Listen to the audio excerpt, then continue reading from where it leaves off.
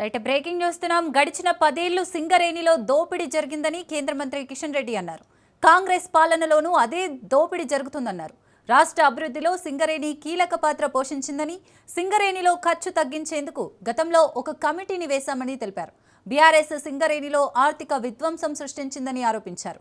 BRS ప్రభుత్వం Tadicherla coal బ్లాక్ను private వాళ్లకు అప్పగించిందని అన్నారు.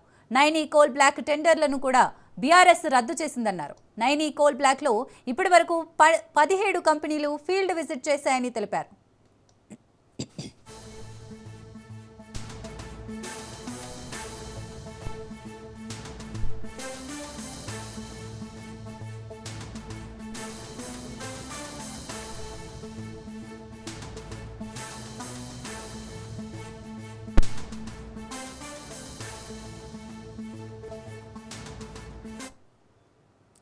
గడిచిన 10 ఏళ్లు సింగరేణిలో దోపిడీ జరిగిందని కేంద్ర మంత్రి కిషన్ రెడ్డి అన్నారు.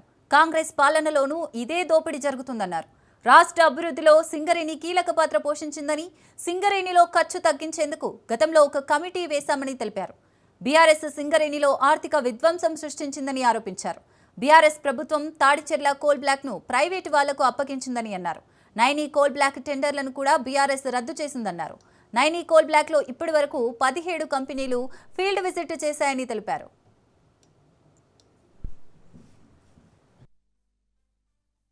గతంలో ఉన్నటువంటి బీఆర్ఎస్ ప్రభుత్వం ఇంతకుముందు చెప్పినట్టు ఆ యొక్క బకాయిలు ఇవ్వలేదు. కాంగ్రెస్ పార్టీ బకాయిలు వచ్చిన తర్వాత వాళ్ళు కూడా చెల్లించలేదు. ఈ రెండు పార్టీలు కలిసి సింగరేణి రోజు నిర్వీర్యం చేసేటువంటి ప్రయత్నం, రోడ్డున పడేసేటువంటి ప్రయత్నం చేస్తా ఉన్నారు. కార్మికులు ఈరోజు 40,000 మంది 45,000 మంది ఉండొచ్చు. మొత్తం 8 జిల్లాలకు సంబంధించినటువంటి గుండె చప్పుడు ఈ యొక్క సింగరేణి కంపెనీ నేషనల్ ప్రాపర్టీ కాబట్టి దీన్ని ప్రాపర్గా ఉపయోగించుకోవాలని చెప్పి క్యాప్టివ్ మైన్స్ వేలం పాట అనేటువంటి పద్ధతిలో కోల్ బ్లాక్స్ అలాట్మెంటు జరుగుతున్న విషయం మనకు తెలుసు. 2015లో ప్రారంభమైనటువంటి సుప్రీంకోర్టు జడ్జిమెంట్ తర్వాత సుప్రీంకోర్టు ఆదేశాలతో ప్రారంభమైనటువంటి ఈ కోల్ బ్లాక్స్ యాక్షన్ కేంద్ర ప్రభుత్వము స్వతంత్రంగా నిర్వహిస్తూ ఉంది. కానీ ఏ ఒక్క బ్లాక్లో కూడా చిన్న పొరపాటు జరగలేదు. 100 కోల్ బ్లాక్స్ ఈరోజు యాక్షన్ చేస్తూ ఉన్నాం, అలాట్మెంట్ చేస్తూ ఉన్నాం, కోల్ ప్రొడక్షన్ పెంచుతూ ఉన్నాం.